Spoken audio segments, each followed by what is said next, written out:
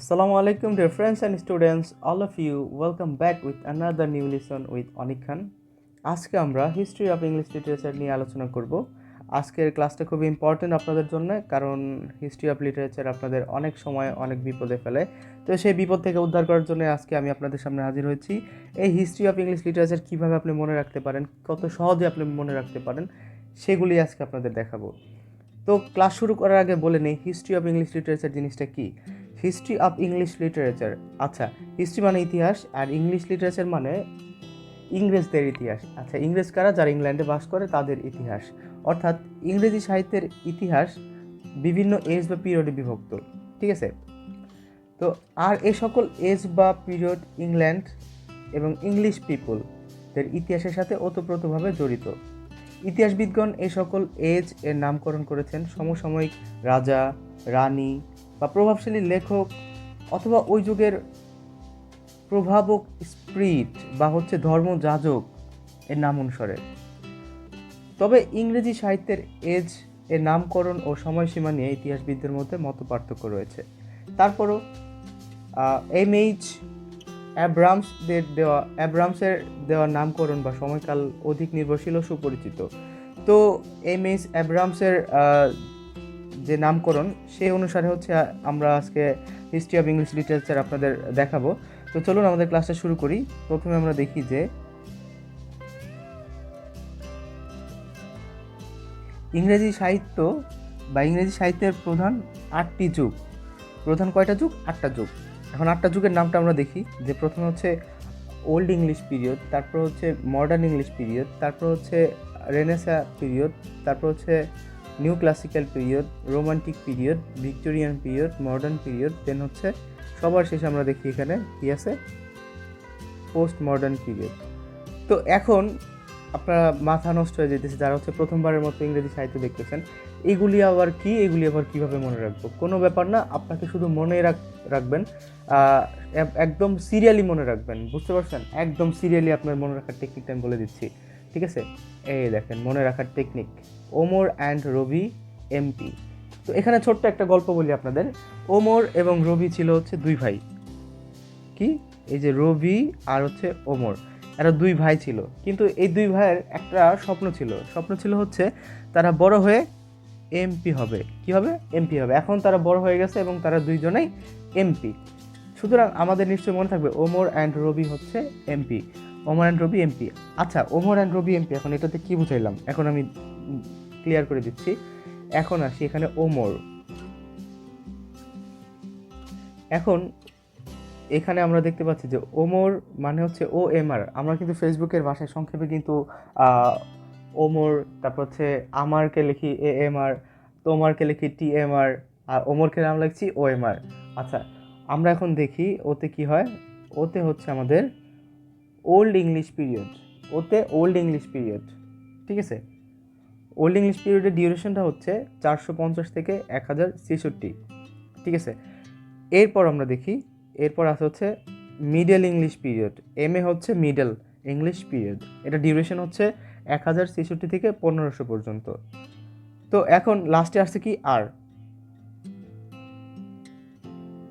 এই আর মানে renaissance period, এটা ডিউরেশন 1500 থেকে 1600 পর্যন্ত। আচ্ছা, আমরা পাইলাম ও এম আর, ওমর। আমরা জানি ওমর অ্যান্ড। এখন অ্যান্ডে কি হয় দেখি আমরা। এই যে অ্যান্ড মানে আমরা এন ধরে নিচ্ছি, আমরা কিন্তু সংক্ষেপে কি এন লিখি, তাই না? অ্যান্ডকে কিন্তু সংক্ষেপে এন লিখি। এনে new classical period. New classical period, এটা ডিউরেশন 1660 থেকে 1798। আচ্ছা, ওমর অ্যান্ড, মনে আছে আপনাদের কি বলছিলাম? ওমর অ্যান্ড। এখন রবি। আসেন এখন রবিতে কি হয় দেখি। এই যে রবি। আচ্ছা, রবিতে আর রোমান্টিক পিরিয়ড। এটা 1798 থেকে 1832, ঠিক আছে। আর ভিতে ভিক্টোরিয়ান পিরিয়ড, যেটা ডিউরেশন 1832 থেকে 1901। আচ্ছা, ওমর অ্যান্ড রবি পর্যন্ত গেলাম। আমরা জানি এরপর কি এমপি। এমপিতে কি হয়? এম এ আমাদের মডার্ন পিরিয়ড, যেটা ডিউরেশন 1901 থেকে 1939 সাল পর্যন্ত। আর পিতে পোস্ট মডার্ন পিরিয়ড, এটা ডিউরেশন 1939 থেকে প্রেজেন্ট পর্যন্ত।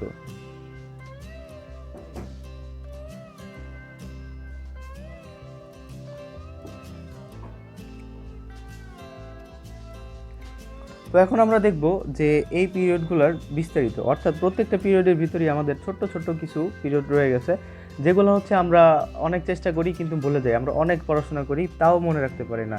তো আজকে আপনাদের হচ্ছে আমি এই ইংরেজি সাহিত্যটা আপনার মাথায় একদম ঢুকাই ছাড়বো ইনশাল্লাহ।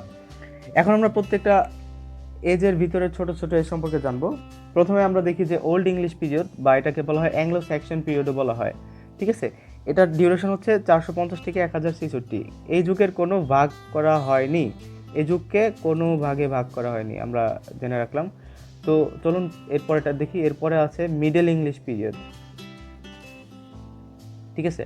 মিডল ইংলিশ পিরিয়ডকে আবার কয় ভাগে ভাগ করা হয়েছে, এখানে আমি লিখে দিচ্ছি এই যুগকে 3 ভাগে ভাগ করা হয়েছে।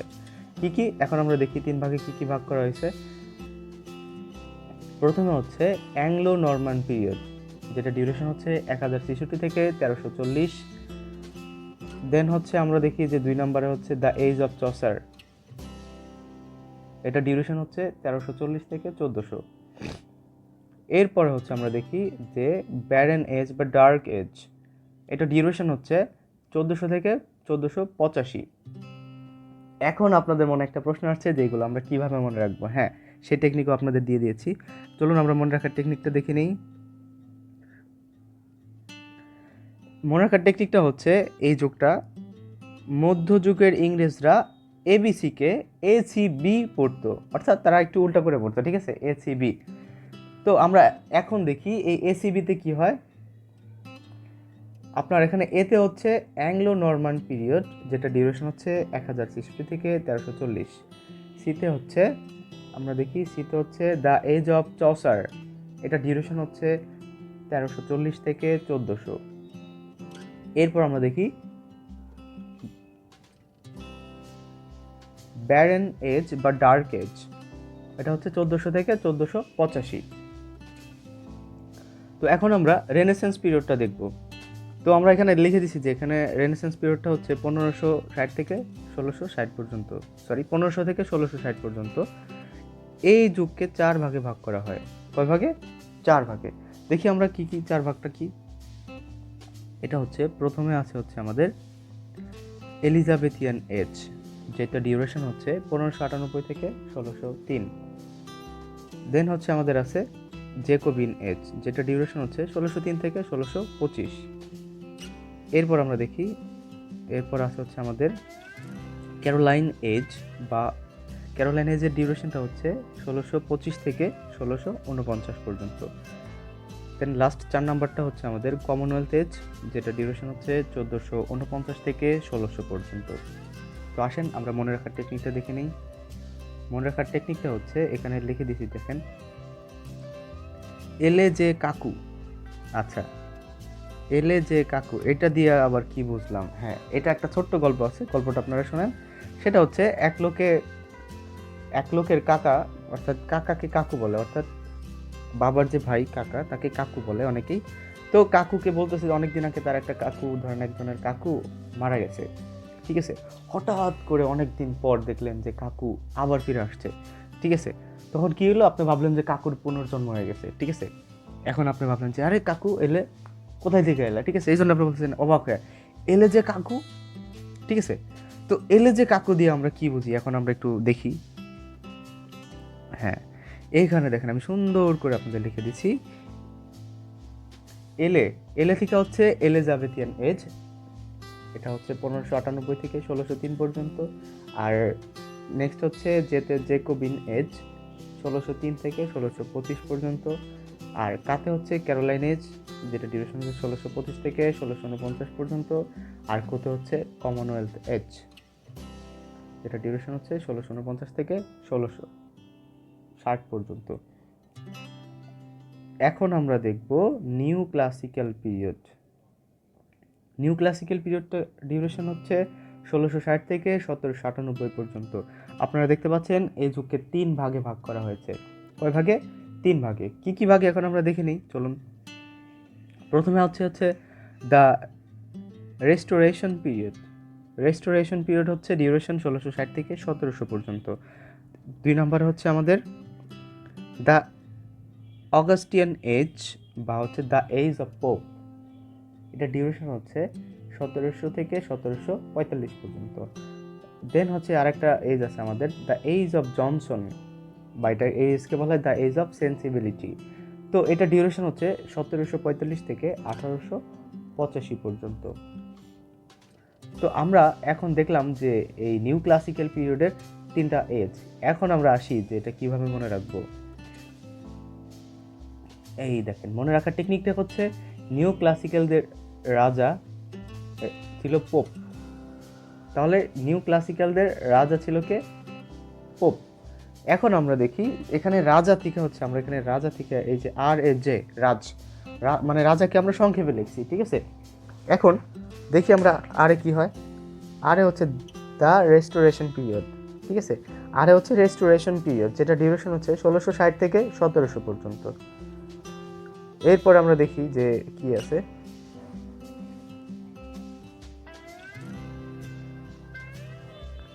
তারপর হচ্ছে এতে আছে হচ্ছে দ্য অগাস্টিয়ান এজ। এতে হচ্ছে অগাস্টিয়ান এজ, বাই এজটাকে বলা হয় দ্য এজ অফ পোপ। এটা ডিউরেশন হচ্ছে 1700 থেকে 1745 পর্যন্ত, ঠিক আছে। নেক্সট হচ্ছে আমাদের যেতে হচ্ছে the age of Johnson, by এজটাকে বলা হয় দ্য এজ অফ সেন্সিবিলিটি। এটা ডিউরেশন হচ্ছে 1745 থেকে 1885 পর্যন্ত। তো নিউ ক্লাসিক্যালদের রাজা বা রাজ ছিল পোপ, ঠিক আছে। রাজা ছিল পোপ, এটা মনে রাখলেই কিন্তু আমাদের যে নিউ ক্লাসিক্যাল পিরিয়ডের ছোট ছোট 3টা পিরিয়ড আছে, এটা কিন্তু আমরা ইজিলি মনে রাখতে পারি। এরপর আসি আমরা রোমান্টিক পিরিয়ড। রোমান্টিক পিরিয়ড হচ্ছে 1798 সালে শুরু হয় এবং 1832 সালে শেষ হয়। আপনাদের একটা কথা বলে রাখি, সেটা হচ্ছে প্রত্যেকটা এজেরই একটা ব্যাকগ্রাউন্ড আছে এবং প্রত্যেকটা এজেরই ফিচার্স আছে। তো এই ব্যাকগ্রাউন্ড অ্যান্ড ফিচার্স নিয়ে আমরা পরবর্তী আরেকটা ভিডিও করব, আপনাদের ভিডিও দেখার আমন্ত্রণ রইল। তো চলুন, আমরা এই যুগকে কোনো ভাগ করা হয়নি, রোমান্টিক পিরিয়ডকে কোনো ভাগ করা হয়নি। আচ্ছা, এটা একটা মনে রাখার টেকনিক বলে দিই আপনাদের, সেটা হচ্ছে আমরা যখন রোমান্টিক মোডে থাকি, সেই রোমান্টিকতা কিন্তু আমরা কারোর সাথে শেয়ার করতে চাই না, ঠিক আছে। রোমান্টিক মুহূর্তটা আপনি যে আপনার পার্টনারের সাথে যে রোমান্টিক মুহূর্ত কাটাইতেছেন, সুতরাং এই রোমান্টিক মুহূর্তে কিন্তু আপনি চাইলে আরেকজনকে আপনি এঙ্গেজ করতে পারবেন না, ঠিক আছে। তো এটা হচ্ছে টেকনিক, যে রোমান্টিকের ভিতর কোনো ভাগ হয় না, ঠিক আছে, এরশাদের ভাগ হয় না। আচ্ছা, আই এম জাস্ট কিডিং। আপনারা এখন দেখেন যে ভিক্টোরিয়ান পিরিয়ড, এটার ডিউরেশন হচ্ছে 1832 থেকে 1901 সাল পর্যন্ত। এখন আমরা দেখি যে এই যুগ 2 ভাগে ভাগ করা হয়। কয় ভাগে? 2 ভাগে। চলুন, কি কি 2 ভাগে। এখন আমরা দেখি দ্য প্রি রিফেলেটিস, যেটা ডিউরেশন হচ্ছে 1848 থেকে 1860 পর্যন্ত, ঠিক আছে। এরপর আমরা দেখি 2 নম্বরটা হচ্ছে দ্য অ্যাস্থেটিশিয়ান অ্যান্ড ডেকেডেন্স এজ। এটা ডিউরেশন হচ্ছে 1880 থেকে 1901 সাল পর্যন্ত। তাহলে ভিক্টোরিয়ান পিরিয়ডটা আমরা দেখলাম। এখন আমরা দেখি যে ভিক্টোরিয়ান পিরিয়ডের ছোট্ট ছোট্ট এই 2টা পিরিয়ড আমরা কীভাবে মনে রাখতে পারি। দেখেন, এখানে খুবই ইন্টারেস্টিং একটা টেকনিক দিয়ে দিছি, সেটা হচ্ছে রানী ভিক্টোরিয়ার পা সুন্দর ছিল, ঠিক আছে। রানী ভিক্টোরিয়ার পাটা কি অনেক সুন্দর। আচ্ছা, এখন এত কিছু থাকতে কেন আমরা পা দেখলাম, ঠিক আছে। তো এখন যারা কিনা রানী, তারা তো পায়ের উপর পা তুলে রাখে, ঠিক আছে, তাদের চেহারার আগে পায়ের দিকে নজর দেয়, ঠিক আছে। তো এখন পাটা কি অনেক সুন্দর ছিল, হাতের চেয়ে মুখের চেয়ে সবচেয়ে বেশি সুন্দর ছিল পা, কারণ তারা পা ঢেকে রাখে। এখন আমরা দেখি যে আসলে পা দিয়ে কি হয়। এখন পিতে হচ্ছে আমাদের দ্য প্রি রেফেলেটিস, আর এতে হচ্ছে অ্যাস্থেটিশিয়ান বা ডিকেডেন্স অ্যান্ড ডিকেডেন্স।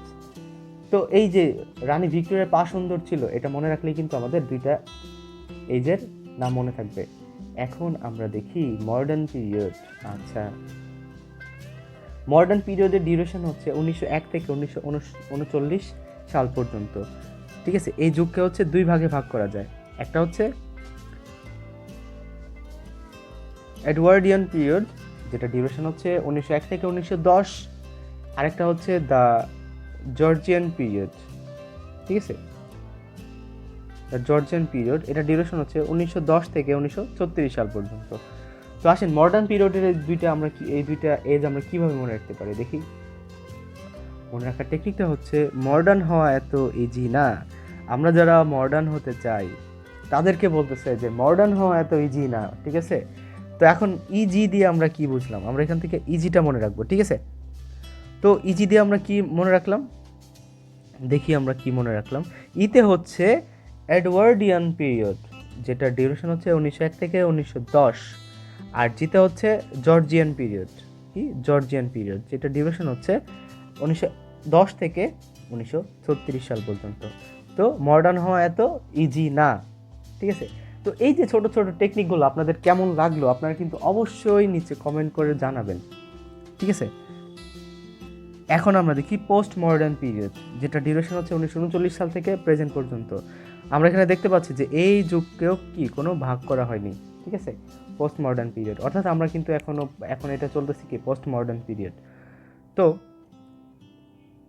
আজকের ভিডিও হচ্ছে এ পর্যন্তই, আমরা ভিডিওতে আর দীর্ঘায়িত করব না। এতক্ষণ যারা ধৈর্য সহকারে দেখছেন তাদেরকে অনেক অনেক ধন্যবাদ। পরবর্তী ভিডিও দেখার আমন্ত্রণ জানিয়ে ভিডিও এখানে শেষ করছি। ভিডিও শেষ করার আগে আপনাদের বলে রাখি, আজকের এই টেকনিকগুলো আপনাদের কেমন লাগলো আপনারা অবশ্যই কমেন্ট করে জানাবেন।